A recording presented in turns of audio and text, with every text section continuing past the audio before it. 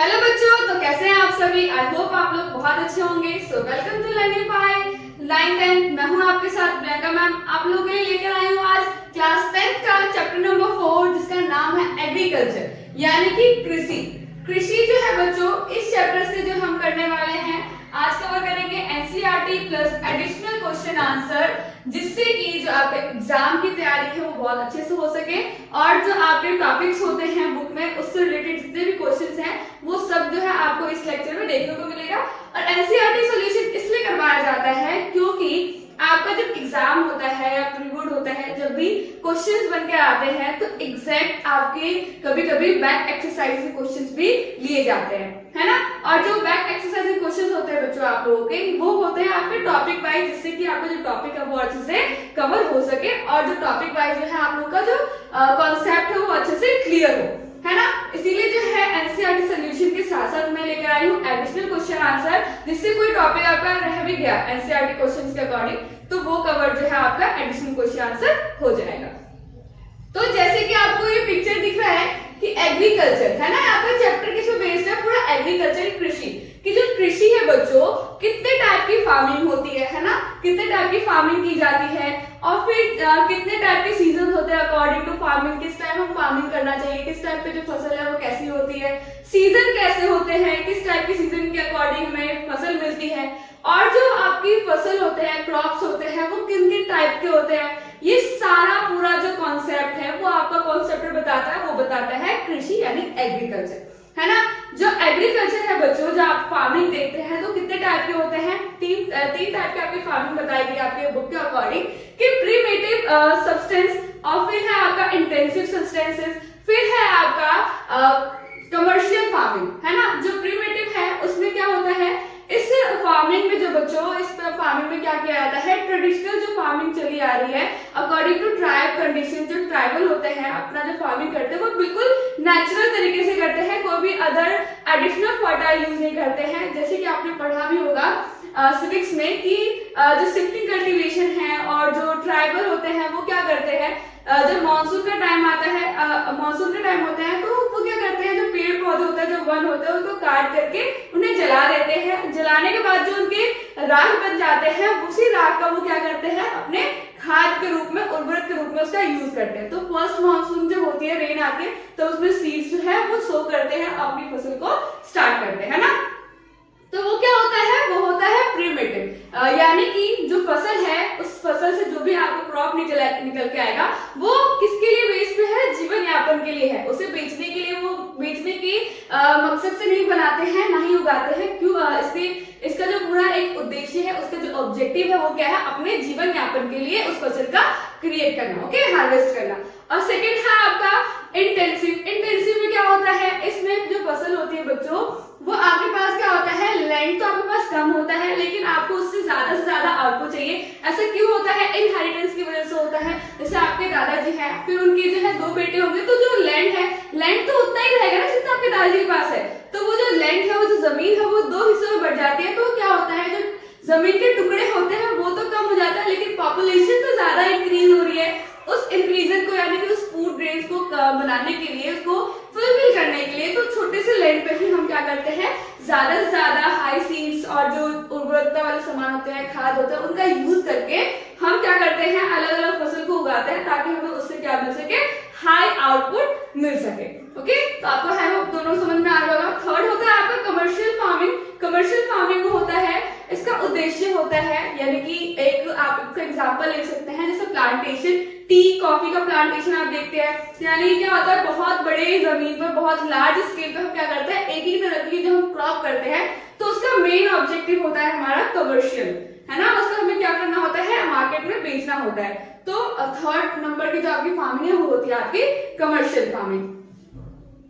फिर जो आपको बच्चों फार्मिंग जो होता है, ये तो आपके टाइप हो गए। फिर उसके बाद जो है सीजन के अकॉर्डिंग देखा जाता है, खरीफ, रबी, है ना। खरीफ फसल होता है एंड रबी फसल होता है और ज़ैद होता है। 3 तरह की जो सीजन है उसके अकॉर्डिंग हम क्या करते हैं, क्रॉप को हार्वेस्ट करते हैं, है ना।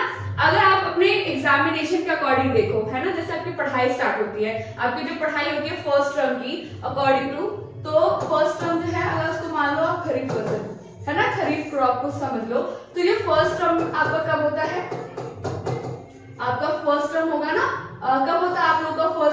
सितंबर से अक्टूबर के बीच होता है। तो बच्चों इसकी जो फसल होती है वो फर्स्ट मानसून के टाइम जो है इसके जो सीड्स होते हैं वो सो के जाते हैं, बोए जाते हैं, और जो उनकी हार्वेस्टिंग होती है वो कब होती है? अब सितंबर से अक्टूबर के बीच में होती है ना। इस टाइम की जो फसलें होती है इन लोगों के लिए इरिगेशन, इन फसलों के लिए इरिगेशन जो है मानसून यानी रेन से अवेलेबल हो जाता है। देन सेकंड है आपका रबी क्रॉप। रबी क्रॉप में क्या देखते हैं आप? रबी क्रॉप जो है जब ये खरीफ फसल जब कट जाती है, फिर जो रबी फसल होती है वो सर्दियों के टाइम स्टार्ट होती है। अक्टूबर से नवंबर के बीच जो है इसको सॉन किया जाता है ना। फिर इसके बाद जो आपका सेकंड टर्म आता है मार्च अप्रैल के टाइम, है ना, सेकंड टर्म जब आपका आता है एग्जाम का, तो सेकंड टर्म में जो है आप क्या देखते हैं? मार्च और अप्रैल के टाइम, अप्रैल के टाइम जो इसकी जो फसल होती है, इसकी जो क्रॉप होती है, उसको हम क्या कर लेते हैं? हार्वेस्ट कर लेते हैं। देन आपका है ज़ैद। ज़ैद क्रॉप में कौन सा आता है ये आप समझ लो, गर्मी की छुट्टी जब आपको मिलती है तो इसको सॉन कब करेंगे? इसका हम जो है फसल कब लगाते हैं? मार्च से अप्रैल के बीच लगाते हैं। एंड देन जो है आपका इसका जो हार्वेस्टिंग होता है वो मई के टाइम में हो जाता है ना। इस टाइम की जो फसल होती है आप देख लो, जैसे वाटरमेलन, ककम्बर, ये वाली जो फसलें हैं वो किसमें होती है? ज़ैद सीजन की होती है। खरीफ फसल में जिसमें सबसे ज्यादा पानी की जरूरत होती है ना, जो हमें नीचे से ऑलरेडी मिल जाता है मानसून से बारिश के जरिए, तो वो हो जाएगा आपका राइस, है ना। उसमें क्या आ जाएगा आपका? एक एग्जांपल ऐसे राइस। और रबी फसल में कौन सी फसल हो जाती है? इसमें हो जाता है आपका व्हीट, और आप एक और लिख तो ग्राम। ये जो फसलें हैं वो किसमें आ जाती है? रबी क्रॉप में। तो ये पूरा चैप्टर क्या है आपका? इस एग्रीकल्चर पे बेस्ड है। आई होप आप लोगों को थोड़ा सा इंट्रोडक्शन मिल गया होगा इस चैप्टर का। तो चलो स्टार्ट करते हैं। एनसीईआरटी क्वेश्चन देखते हैं वो किस तरीके से। तो फर्स्ट जो है क्वेश्चन बेटा आप लोग का मल्टीपल चॉइस क्वेश्चन है। तो फर्स्ट क्वेश्चन दिया गया है, which one of these following describe the system of agriculture. एक सिस्टम बताना है, इसे बताना है स्टेटमेंट के अकॉर्डिंग कौन सा वो एग्रीकल्चर है। Where a single crop, जहाँ पर एक ही तरह की फसल होती है, is grown on a large area। बड़े से एरिया में मैंने बताया था ना, अभी समझाया मैंने कि जो लार्ज एरिया में जो फसल हम उगाते हैं, एक ही टाइप की फसल उगाते हैं, वो कौन सा एग्रीकल्चर होता है, कौन सा टाइप ऑफ फार्मिंग होता है। तो देखो वो ऑप्शन में है आपके shifting agriculture, plantation agriculture, horticulture या फिर इंटेंसिव एग्रीकल्चर। तो आप दिमाग लगाओ, जल्दी से मुझे बताओ क्विकली कि क्या इसका आंसर हो सकता है। क्या बताना है इसमें? एक ही तरह का क्रॉप है लेकिन बहुत बड़ी लार्ज एरिया पे हमने क्या कर रखा है? उसको बो रखा है, उगा रखा है। तो उसे क्या होगा? वो कौन सी फसलें होती है बच्चों? वो होती है आपके प्लांटेशन, है ना। जैसे टी, कॉफी, कॉटन, है ना। इसको हम एक तरह से क्या बोलते हैं? कमर्शियल क्रॉप भी बोलते हैं। तो ये क्या हो गया आपका? Plantation agriculture. फिर है which one of the following is a rabi crop. जो रबी क्रॉप है कब से कब तक बोई जाती है? ये आपका सेकंड टर्म वाला है ना। तो सेकंड टर्म में कब से स्टार्ट होगा? इसको हम कब से करेंगे? नवंबर में स्टार्ट करेंगे। इसका जो क्रॉपिंग होगी वो कब होगा, यानी कि इसका जो हार्वेस्टिंग होगी वो कब होगी बच्चों? वो होगी आपकी, तो जो वो क्रॉपिंग है वो कब होगी? आप वो देखो, इसकी मार्च के टाइम जो है आपकी क्रॉपिंग हो जाएगी। तो जो इसकी जो फसल है इस टाइम पे हम क्या बोलते हैं इस रबी क्रॉप में? राइस, ग्राम, मिलेट्स या कॉटन। मैंने दो एग्जांपल बताए थे ना रबी फसल के, रबी क्रॉप के, अभी जस्ट इंट्रोडक्शन में। तो आपको बताना है कि जो रबी क्रॉप है इसमें से कौन सा है? राइस है, ग्राम है, मिलेट है या कॉटन है। तो बच्चों इसका क्या हो जाएगा? इसका हो जाएगा आपका ग्राम। एक और आप अगर याद रखो तो व्हीट। चलो थर्ड देखते हैं। थर्ड है which one of the following is a leguminous crop। यानी कि ऐसी कौन सी क्रॉप है जिसे हम फलीदार फसल कहते हैं? कौन सी है leguminous crop? पल्सेस, ज्वार, मिलेट्स या सीसमम। तो कौन सा है? सीसमम है। कौन सा है ये? पल्सेस है, ज्वार है, मिलेट्स है या सीसमम है। तो बच्चों कौन सा बताना है हमें? कौन सा क्रॉप बताना है? ये बताना है लेग्यूमिनस क्रॉप, यानी कि फलीदार फसल। तो इसका आंसर हो जाएगा आपका ऑप्शन नंबर ए, यानी कि पल्सेस। ऑप्शन ए क्या हो जाएगा? पल्सेस। फिर है क्वेश्चन आंसर दे रखा है, ब्रीफली हमें इसका आंसर बताना है। तो फर्स्ट है बच्चों, नेम वन इंपॉर्टेंट बीवरेज, यानी कि बीवरेज जो क्रॉप है आपकी, पेयजल, जो पीने वाली जो क्रॉप होती है ना फसल, वो बतानी है, बीवरेज क्रॉप बतानी है। And specify the geographical geographical condition और कौन से कंडीशन इसके लिए रिक्वायर्ड है वो बताना है। तो सबसे पहले आप जो है कॉफी या टी के किसी भी एक के बारे में आप बता सकते हैं और जोग्राफिकल कंडीशन बताएंगे। तो फर्स्ट ऑफ ऑल आपको बताना है कोई भी एक इंपॉर्टेंट बीवरेज क्रॉप। तो सबसे पहले इसका आंसर देंगे आप कि टी क्या है, एक इंपॉर्टेंट बीवरेज क्रॉप है जो कि कहां पे इंट्रोड्यूस किया गया है, इंडिया में यानी भारत में। और तो आप इसके साथ जो है कॉफी को भी डिफाइन कर सकते हैं, ओके, या टी या कॉफी आप कोई सा भी एक इसमें बता सकते हैं। फिर बताना है ज्योग्राफिकल कंडीशन, कौन से कंडीशन में जो है टी या फिर कॉफी जैसे जो बीवरेज क्रॉप होते हैं उनके लिए जरूरी है। तो टी के लिए कौन कौन से कंडीशन होने चाहिए, तो टी के लिए बच्चों ये कौन से एरिया में हो सकता है, ट्रॉपिकल एंड सब ट्रॉपिकल, यानी उष्ण और उपोष्ण जो कटिबंधीय जो इलाके होते हैं, क्लाइमेट्स होते हैं, उन इलाकों में उन जगहों पे हम क्या कर सकते हैं, टी की प्लांटेशन हम स्टार्टअप कर सकते हैं। इसके लिए जो मिट्टी है वो पूरी डीप फर्टाइल होनी चाहिए, ओके, और वेल ड्रेन होनी चाहिए सॉइल, और जो रिच इन ह्यूमस यानी कि वहां की जो उर्वरकता है, ऑर्गेनिक मैटर जो है वो बहुत ज्यादा हाई उर्वरकता वाले मिट्टी में ही जो है हम क्या कर सकते हैं, टी की क्रॉपिंग कर सकते हैं।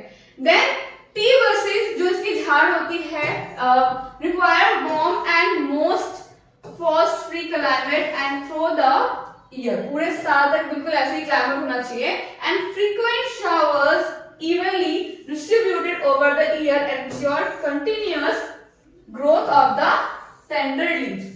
कंटिन्यूसली क्या होता है, अगर ऐसे आपको मिल जाते हैं, ऐसे कंडीशन मिल जाते हैं जहां पर आप प्लांटेशन करते हैं टी या कॉफी का, तो इनके जो पत्ते होते हैं वो भी क्या होता है, इनकी जो ग्रोथ होती है वो प्रॉपर तरीके से आपको देखने को मिलती है। तो ये कंडीशन पहले फर्स्ट का आंसर लिखेंगे कि कौन सा आप जो है किसके बारे में बताना चाहते हैं, कौन से बीवरेज क्रॉप को बताना चाहते हैं, टी या कॉफी, आप दोनों में से कोई एक ले सकते हैं। देन आपको क्या बताना है, ज्योग्राफिकल कंडीशन बताना है, जिस कंडीशन में पेड़ जो टी है और जो कॉफी है, इन तरह की जो बीवरेज जो क्रॉप है जिनके लिए बहुत जरूरी है, कौन से कंडीशन में हो सकते हैं अच्छी सी फसल, तो आपको वो कंडीशन को भी ब्रीफ डाउन करना है। फिर बताना है सेकेंड क्वेश्चन है आपका, नेम वन स्टेपल क्रॉप, यानी कि सबसे ज्यादा जो पाई जाने वाली जो क्रॉप है हमारे इंडिया की वो बताना है, staple crop in India, and the region where it is produce, और ऐसे रीजन बताना है, ऐसे स्टेट बताना है जहां पर सबसे ज्यादा इनको उगाया जाता है, बोया जाता है। तो आप जो है स्टेपल क्रॉप में एक लिख लेंगे राइस। जो राइस है वो क्या है, rice the major staple crop of India, यानी कि बहुत ज्यादा कंज्यूम किया जाता है राइस को। It is grown in the following region, कौन कौन से रीजन में आपको देखने को मिलता है, नॉर्थर्न प्लेन्स में आपको देखने को मिलता है, नॉर्थर्न ईस्टर्न इंडिया में देखने को मिलेगा, और कोस्टल वाले एरिया में आपको क्या देखने को मिलेगा, राइस, और डेल्टाटिक रीजन। मेन क्या है, नॉर्थ है ना, नॉर्थ प्लेन्स में, नॉर्थ ईस्ट में, और कोस्टल एरियाज में जो है आपको स्टेपल फूड यानी स्टेपल क्रॉप जो है आपको राइस देखने को मिलता है। तो आप इसका आंसर इस तरीके से राइट डाउन करेंगे। फिर है enlist the various institutional reform programs, ऐसे प्रोग्राम बताने हैं जो गवर्नमेंट के द्वारा जो है इंट्रोड्यूस किया गया है ताकि जो फार्मर्स है वो इंटरेस्ट ले, है ना, फार्मिंग में इंटरेस्ट ले। तो कौन कौन से प्रोग्राम चलाए गए बच्चों, गवर्नमेंट के थ्रू इंट्रोड्यूस किए गए हैं कौन कौन से प्रोग्राम। तो पहला है आपका जो गवर्नमेंट है उन्होंने लोन यानी कि लो इंटरेस्ट पे जो है लोन देने का एक बनाया है, इस प्रोग्राम में एस्टैब्लिश किया है जिसका नाम है एस्टैब्लिशमेंट ऑफ द ग्रामीण बैंक्स। ग्रामीण बैंक्स को इंक्रीज किया गया है, डेवलप किया गया है ताकि वो लोग फार्मर्स को लो इंटरेस्ट पर क्या प्रोवाइड करवाएं, लोन्स प्रोवाइड करवाएं, है ना, लोन्स को प्रोवाइड करवाया जाए। देन एमएसपी यानी कि मिनिमम सपोर्ट प्राइस, ये भी जो प्रोग्राम है ये गवर्नमेंट के थ्रू जो है चलाया गया है फार्मर्स के लिए। क्रॉप इंश्योरेंस यानी कि अगर उनकी क्रॉप का वो इंश्योरेंस करते हैं तो उनकी क्रॉप जो है फसल जो है किसी भी वजह के कारण, नेचुरल डिजास्टर के कारण खराब हो जाती है तो उसका इंश्योरेंस कौन देगी, गवर्नमेंट देती है।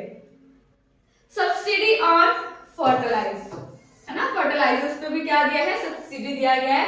तो ये जो है आप क्या लिख सकते हैं, जो गवर्नमेंट के द्वारा जो बेनिफिट दिया गया है, जो प्रोग्राम चलाया गया है वो आप उसको ऐसे ऐसे लिख दोगे, ओके।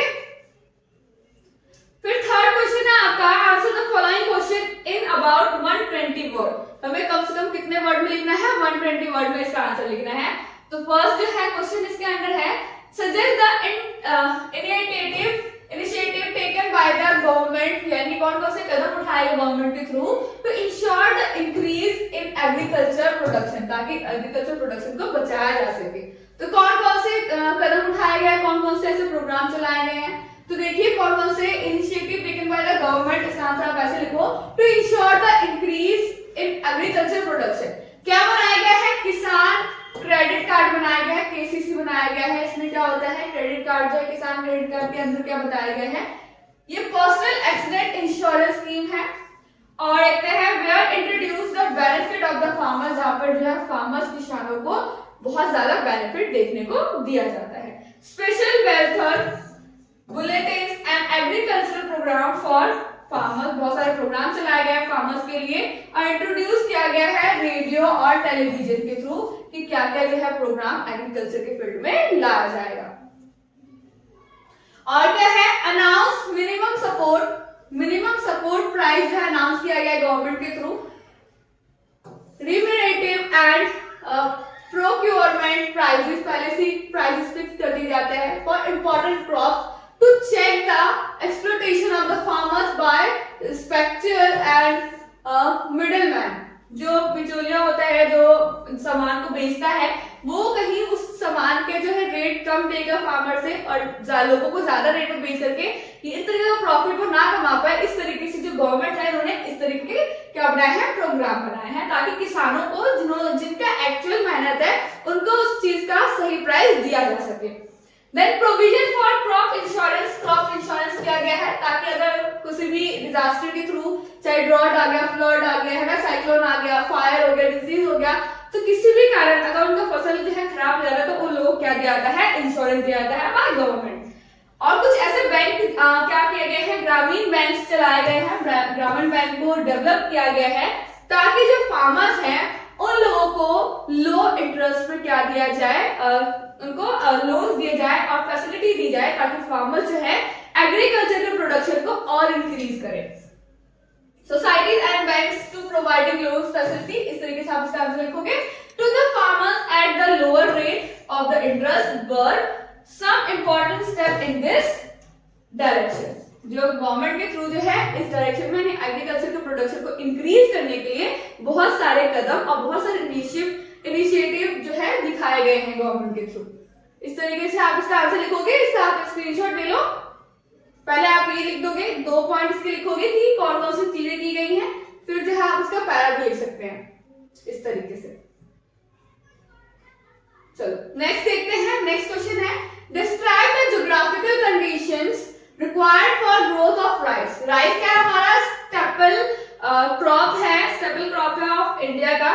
तो ये इस राइस के लिए, राइस के एग्रीकल्चर को यानी इसकी फार्मिंग के लिए हमें क्या क्या कंडीशन की रिक्वायरमेंट है। जैसे कि हम लोगों को पता है कि राइस क्या है, एक खरीफ फसल है जिसका जो है कब हम करते हैं, जैसे कि आपको याद होगा कि जो खरीफ फसल है आपको क्या है, फर्स्ट टर्म का कॉर्डी है ना, तो खरीफ फसल की जो हम बोते हैं तो फर्स्ट मॉनसून में हम इसके क्या करते हैं, सोन कर देते हैं, है ना, बोते हैं।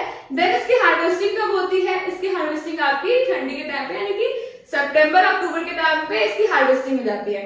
और इसके लिए जो एग्रीकल्चर जो इरिगेशन के लिए चाहिए वो हमें रेन जो है, रेन के माध्यम से, बारिश के माध्यम से इसको इरिगेशन के लिए प्रॉपर जो पानी मिल जाता है। तो आप ये सब लिखोगे, टेम्परेचर लिखोगे, है ना, और कौन कौन से एरियाज में जो है इसको बोया जाता है, जिससे कौन कौन से रीजन में जो है राइस को बोया जाता है ना, कि प्लेन नॉर्थन में और नॉर्थन ईस्ट में, है ना, और कौन से कोस्टल एरियाज में, डेल्टाटिक रीजन में, इन सभी चीज को आपको इसमें मेंशन करना है। तो चलो देखो कैसे आंसर लिखोगे आप, कि खरीफ क्रॉप रिक्वायर्ड हाई टेम्परेचर, इसको क्या चाहिए, हाई टेम्परेचर चाहिए above 25 degree Celsius and high humidity, और जो नमी है हवा में वो भी क्या होना चाहिए, इंक्रीजेबल होना चाहिए, with the annual rainfall over 100 centimeter. In the area of less rainfall, जहां पर कम बारिश होती है वहां पर जो है क्या किया जाता है, इरिगेशन के लिए कोई ना कोई ट्यूबवेल या वेल, उसकी सहायता से हमें उसकी भरपाई करनी पड़ती है ताकि जो क्रॉप है आपकी राइस की वो अच्छी से अच्छी हो सके। It grows with the help of irrigation. Rice is grown in the plains of northern, है ना, नॉर्थन प्लेन्स में और नॉर्थन ईस्टर्न इंडिया में, कोस्टल एरियाज में और डेल्टाटिक एरियाज में जो है आपको राइस जो देखने को मिलेगा। Development of the dense network of the canal irrigation and tubewells have made it possible, है ना। जहाँ पर बारिश कम हो जाती है तो उस कारण हम क्या करते हैं, इरिगेशन के लिए कैनल का यूज कर लेते हैं, ट्यूबवेल्स का यूज कर लेते हैं, इन सब का यूज हम कर सकते हैं।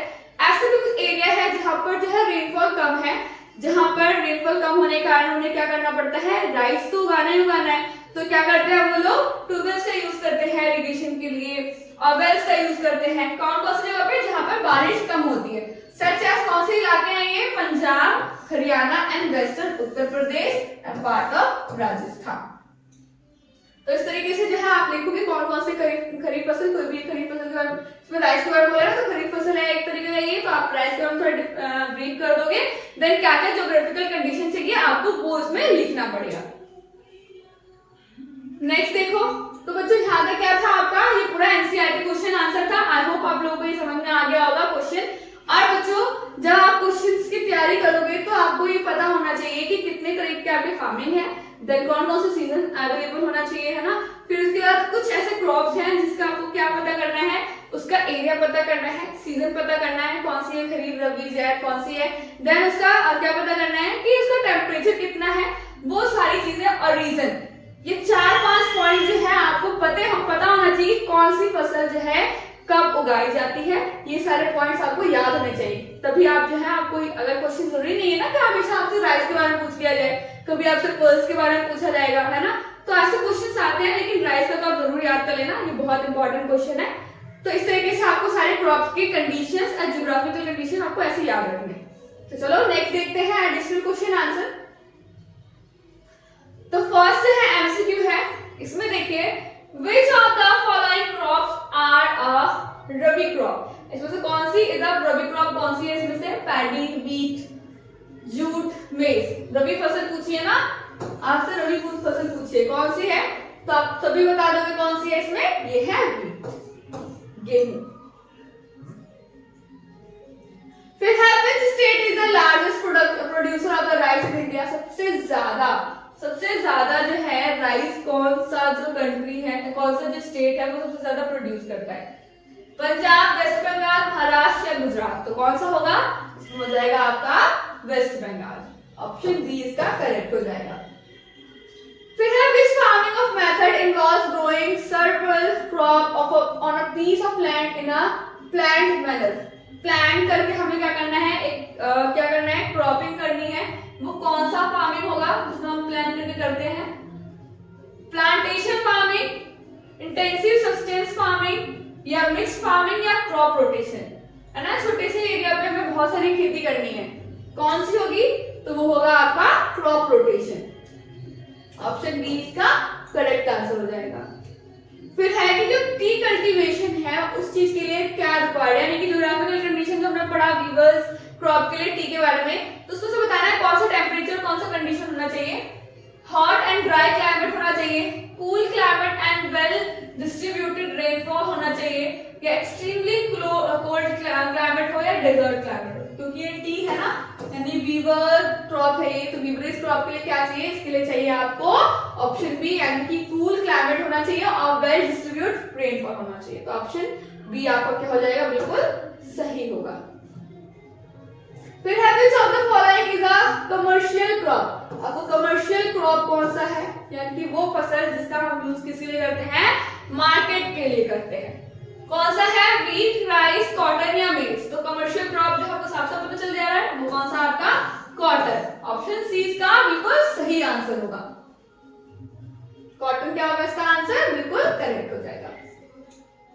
इसके बाद कुछ वेरी शॉर्ट क्वेश्चन है, मेन क्वेश्चन यहाँ पर क्या है कि एग्रीकल्चर क्या है, व्हाट इज एग्रीकल्चर। एग्रीकल्चर क्या होता है बच्चों, जिसका यूज हम किसके लिए करते हैं, फूड ग्रेन्स के लिए करते हैं, एनिमल्स के ग्रेजिंग के लिए करते हैं। ये सारा क्या होता है, पूरा एक मिला जुला खेती होता है, जिससे हम क्या करते हैं अपने जीवन यापन के लिए, यानी हमारे जीवन यापन के लिए क्या होना जरूरी है, एग्रीकल्चर होना बहुत जरूरी है। तो आप कैसे इसको लिखेंगे, वन वर्ड में, वन सेंटेंसेस में। So agriculture is a practice, यानी एक प्रैक्टिस है जिससे हम क्या करते हैं, कल्टीवेशन करते हैं क्रॉप का, and rearing of animal for food, यानी कि एनिमल इंसानों को तो चाहिए इसके लिए, किसके लिए और चाहिए, जानवरों को भी तो चाहिए ना, उनके लिए भी फूड का हम क्या करते हैं, प्रोड्यूस करते हैं, है ना। Is the cultivation of crop and rearing of animal for food and other products। ये आपका बच्चों 1 नंबर क्वेश्चन में आ सकता है और बहुत ज्यादा इंपॉर्टेंट है, आपको पता होना चाहिए, डेफिनेशन तो आना ही चाहिए। पूरा एक चैप्टर ही आपका किससे बेस्ड है, एग्रीकल्चर बेस्ड है। कि which is the staple food, staple crop कौन सा इंडिया का, हमने तो 3-4 बार कर लेना है क्वेश्चन, तो आपको पता चल गया होगा इसका आंसर क्या हो जाएगा, आपका राइस हो जाएगा। फिर है which crop is known as the king of fibres, king of fibres का कौन सा क्रॉप जो है किंग ऑफ फाइबर्स के नाम से कहलाता है, इसका आंसर होगा आपका कॉटन। एक तरीके का क्या है ये, कमर्शियल क्रॉप है ना। नेम वन खरीफ क्रॉप, कोई भी एक खरीफ फसल का क्या लिख दो, नाम लिख दो, कौन सा आप लिखोगे बताओ, आप लिख दो राइस लिख दो, है ना, इजी है। तो क्या हो जाएगा आपका राइस या मेज, कोई सा भी लिखना है आपको, कोई सा भी लिख सकते हैं। नेम वन रबी क्रॉप, रबी क्रॉप का नाम लिख दो भाई, कोई सा भी एक रबी क्रॉप, जल्दी समझे कमेंट कर दो कि क्या होता है, कौन सा है रबी क्रॉप, जल्दी समझे आंसर करो। फिर है आपका what is the main food crop of the eastern, eastern में और साउथर्न में, साउथर्न पार्ट ऑफ इंडिया में मेन फूड क्रॉप कौन सी है, तो वो क्या है, राइस। जो हमने पढ़ा था, it is the staple food of India. किन किन रीजन में होता है, ये होता है आपके नॉर्थन प्लेन में होता है ना, नॉर्थ ईस्ट में होता है और कोस्टल एरियाज में होता है ना। तो ईस्टर्न पार्ट में भी और साउथर्न पार्ट आपका नीचे की साइड है, तो ये क्या हो जाएगा आपका कोस्टल एरियाज होगा, और ईस्टर्न पार्ट क्या हो जाएगा इधर की साइड, तो ये नॉर्थ ईस्ट की साइड हो जाएगा, तो इसमें क्या हो जाएगा आपका राइस हो जाएगा। Which state is the largest producer of the wheat in India? Wheat का largest production कौन सा करता है स्टेट इंडिया में, तो वो है उत्तर प्रदेश, यूपी। फिर नेम वन बीवरेज क्रॉप, कोई सा भी एक बीवरेज क्रॉप का नाम बता दो, पेयजल जैसा फसल जो है वो टी या कॉफी हो जाएगा आपका, आप उसमें टी या कॉफी लिख सकते हैं। फिर which type of farming uses a small species of land with high labor input? ऐसा कौन सा फार्मिंग है जिसमें हमारे पास जमीन तो बहुत छोटी होती है लेकिन हमें उससे आउटपुट ज्यादा चाहिए होता है, क्योंकि किस वजह से कम हो जाता है, लैंड की जो लंबाई या चौड़ाई है वो हमारे जो है इनहेरिटेंस से जो है वो कम हो जाता है ना, क्योंकि वो बढ़ जाता है। तो वो कौन सा है, इंटेंसिव था ना, इंटेंसिव सस्टेंस फार्मिंग, इसका आंसर आप लिख देंगे इंटेंसिव सस्टेंस फार्मिंग। फिर क्वेश्चन नंबर 10 है आपका विच crop is used for making sugar in India, कौन सा क्रॉप है,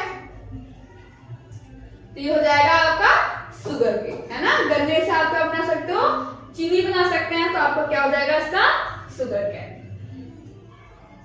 फिर क्वेश्चन है शॉर्ट टाइप कि what are the different type of farming in practice in India, कौन कौन से टाइप की फार्मिंग होती है, मैंने 3 बताई थी ना, देख लो कौन कौन सी प्रिमिटिव होती है, प्रिमिटिव बता दी थी मैंने, देन इंटेंसिव सब्सटेंस फार्मिंग होती है, फिर है कमर्शियल टाइप की फार्मिंग होती है। फिर से मैं रिपीट कर देती हूँ जिन बच्चों ने इंट्रोडक्शन नहीं देखा होगा। प्रिमिटिव सब्सटेंस क्या होता है बच्चों, वो फसल जो क्या होती है ट्रेडिशनल तरीके से प्रैक्टिस में लाई जाती है, यानी कि जैसे ट्राइबल एरियाज में आप देखोगे, जैसे आप ईस्टर्न पार्ट में चले जाओ, वहां के जो ट्राइब होते हैं है ना, जो इस प्रैक्टिस का यूज करते हैं उसे हम झूम बोलते हैं, है ना। अलग अलग जगह पे जाओगे, अलग अलग पूरे संसार में जो है आप जाओगे अलग अलग जगहों पे, तो अगर जो लोग प्रीमिटिव सब्सटेंस फार्मिंग करते हैं वो अलग अलग नामों से जाने जाते हैं। तो जो है प्रिमिटिव क्या होता है, जैसे कि यहाँ पे बहुत बड़े जंगल है, पेड़ है ना, तो क्या करेंगे इसको जो है कट करके जला देंगे, जलाने के बाद ये क्या हो जाएगा, राख बच जाएगा ना। तो बारिश की जो पहली बूंद आएगी, बारिश जब आएगी तो उसमें क्या कर देंगे, बीज बो देंगे, और ये लोग जो है कोई भी बाहर का जो फर्टिलाइजर होता है उसका यूज नहीं करते हैं, क्योंकि जो राख होता है वही एक न्यूट्रिशन दे देता है सॉइल्स को, और वहां पर जो है फसल बोने लगते हैं, फसल होने लगते हैं। ओके, यानी कि क्या होता है प्रिमिटिव सब्सटेंस फार्मिंग। और जो ये फसल होता है वो किसके लिए होता है, खुद के लिए होता है ना, सेल्फ के लिए, जीवन यापन के लिए होता है।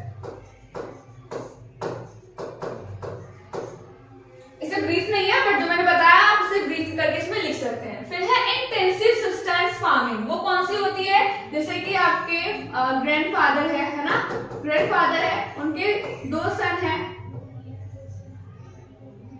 2 सन है ना, तो उनके बीच क्या हो जाएगा, वो जो लैंड होगा वो बट जाएगा ना, छोटे छोटे टुकड़े हो जाएंगे। तो छोटे छोटे टुकड़े पे, क्योंकि जमीन तो बच्चों देखो उतनी ही रहेगी है ना, लेकिन जो पॉपुलेशन है वो क्या हो रहा है, वो इंक्रीज हो रहा है। उस पॉपुलेशन की फूड जो सप्लाई है उसे हमें फुलफिल करने के लिए क्या करना पड़ेगा, उसी जमीन पे यानी छोटे से टुकड़े पे हमें ज्यादा से ज्यादा हमें क्या चाहिए, फसल चाहिए। तो हम ज्यादा से ज्यादा क्या करेंगे, अलग अलग नए नए तरीके के फर्टिलाइजर्स का यूज करेंगे और वहां पर हम फसल करेंगे, है ना।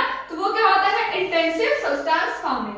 इसके बाद है थर्ड इज कमर्शियल फार्मिंग, जहां पर सबसे ज्यादा यानी बहुत बड़े जमीन पर एक ही तरह की क्या होगी, प्लांटेशन होगी। हम क्या बोलते हैं, प्लांटेशन फार्मिंग भी बोलते हैं।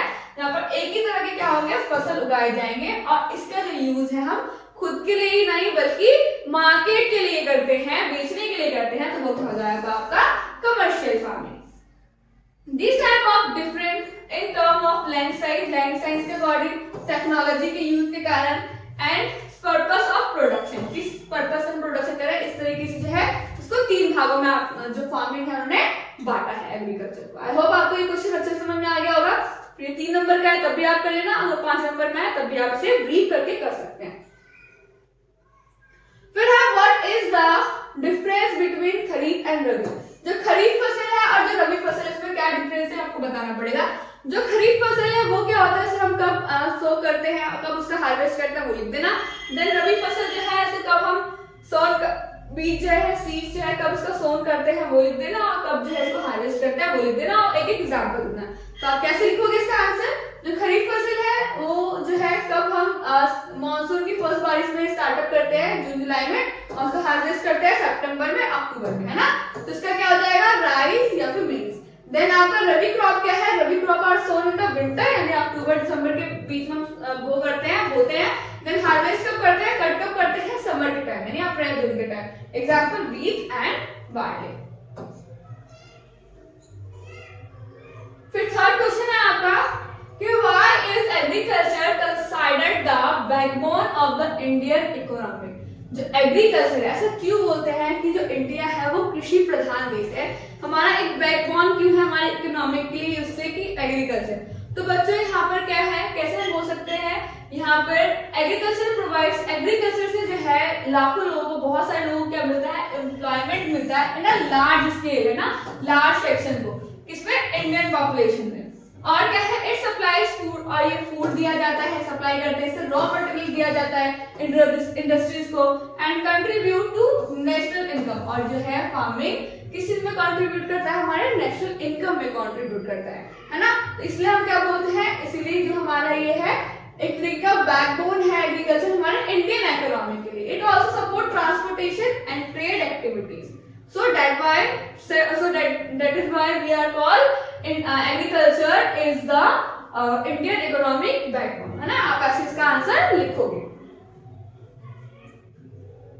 फोर्थ है mention any 2 feature commercial farming. Commercial farming के लिए कोई 2 फीचर बताने। तो कमर्शियल क्रॉप क्या होता है, वो क्रॉप जहां पर लार्ज स्केल एरियाज पे हम क्या करते हैं, एक ही तरह का फसल उगाते हैं और उसके लिए जो हमें सबसे बेस्ट टेक्नोलॉजीज का यूज करना पड़ता है, बेस्ट सीड्स का यूज करना पड़ता है, ताकि जो फसल है वो खराब ना हो, अच्छे से अच्छी हो और मार्केट में उसको बेचा जा सके और बेनिफिट किया जा सके, है ना। तो कैसे लिखेंगे आप इसको कि commercial farming uses high doses of modern inputs, ठीक है, एसवाईबी सीड्स का यूज करते हैं, केमिकल फर्टिलाइजर्स का यूज करते हैं, पेस्टिसाइड का यूज करते हैं, मशीनरीज का यूज करते हैं। Then crop are grown mainly for scale in the market. किसके लिए हम प्रोडक्शन कर रहे हैं, मार्केट के लिए कर रहे हैं, rather than self consumption. Plantation farming जो है इसका एक एग्जांपल है किसका, कमर्शियल क्रॉप का। इसमें आप एग्जांपल भी सकते हो, टी कॉफी एंड कॉटन, इन सबको जूट, ये सब क्या है आपका कमर्शियल फार्मिंग है। आई होप आप लोगों को ये चैप्टर पूरा अच्छा लगा होगा, इंटरेस्टिंग लगा होगा और समझ में आया होगा। तो इसके साथ ही हमारे जो क्वेश्चंस है NCERT and additional question answer वो सारे कंप्लीट होते हैं।